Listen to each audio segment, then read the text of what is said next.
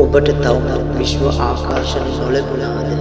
ඔබට තවමත් විශ්වයේ ලාභ ප්‍රයෝජන ගැනීමට නොහැකි වූවාද? විශ්වය ඔබව නොදකින්නේද?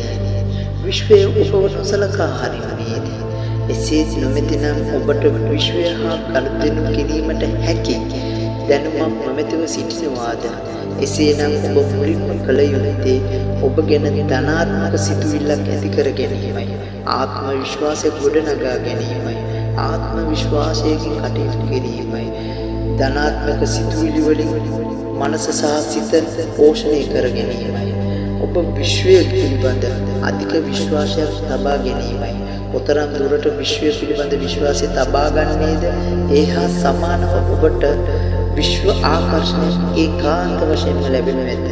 එවිට ඔබගේ සියලුම බලාපොරොත්තු ඉෂ්ට සිද්ධ කර ගැනීමට ඔබට හැකිවනු ඇත.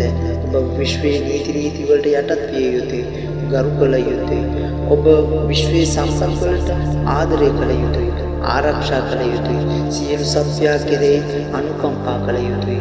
කරුණා කළ යුතුයි. ඔබ සියලු මනුෂ්‍යයන් කෙරෙහි අවධානය යොමු කොට හැකි සෑම වේලාවකම උදව් උපකාර කළ යුතුයි.